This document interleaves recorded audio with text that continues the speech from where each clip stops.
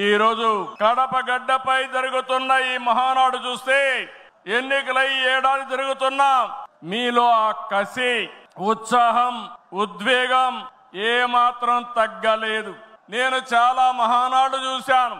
దగ్గర మనం చూస్తే 34 మహానాడులు మనం జరుపుకున్నాం. 2 మహానాడులు డిజిటల్ గా జరిగాయి.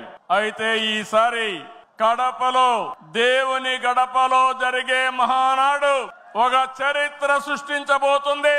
సువర్ణాక్షరాలతో ఆంధ్రదేశ రాష్ట్ర ఆర్థిక పరిస్థితి ఒక దిశ నిర్దేశిస్తుందని చెప్పి తెలియజేసుకున్నా. ఈరోజు చల్లని వాతావరణం.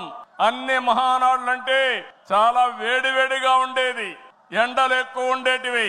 ఒక ప్రశాంతమైన వాతావరణంలో, ఆహ్లాదకరమైన వాతావరణంలో ఈరోజు కడపలో మహానాడు జరుగుతా ఉంది.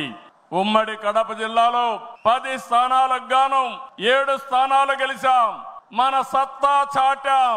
ఈసారి ఇంకొంచెం కష్టపడితే 10కి 10 మనమే స్వీప్ చేస్తాం. రాయలసీమ ప్రజలు అద్భుత చైతన్యంతో ఈసారి ఇచ్చిన తీర్పును గౌరవిస్తూ వారికి ధన్యవాదాలు తెలపడానికి కడపలో మహానాడు పెట్టాలని నిర్ణయించాం.